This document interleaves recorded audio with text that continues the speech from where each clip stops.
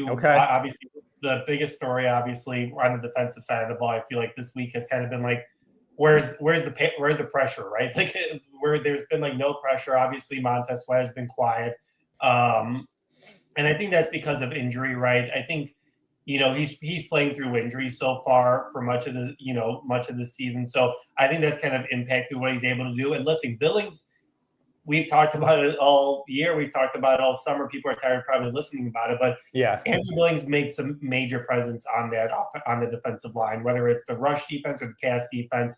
He clogs up a lot of people, and that really opens things up for other guys. And I know Billings doesn't come back into this game, but I think Sweat is kind of tired of being asked about the losses and the lack of production. You kind of saw that on Sunday after the game.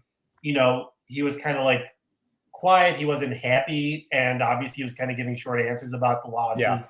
Yeah. And it seemed like that seemed to be the case yesterday, again on Thursday. So I think he's going to be motivated. I think he's looking for pressure.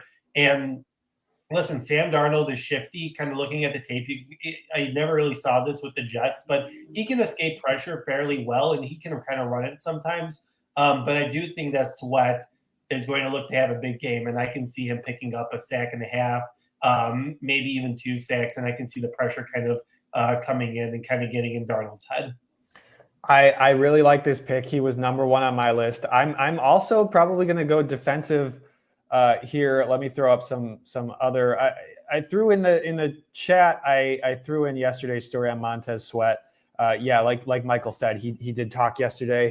The money quote in there was yeah, I'm pretty effing frustrated is what he said. Yeah, I think this dude is like ready for a breakout game, and I do think that's probably going to come soon. And in his story, I wrote about why he's sort of the key to stopping, at least when you're looking at Vikings offense versus Bears defense, that side of this game.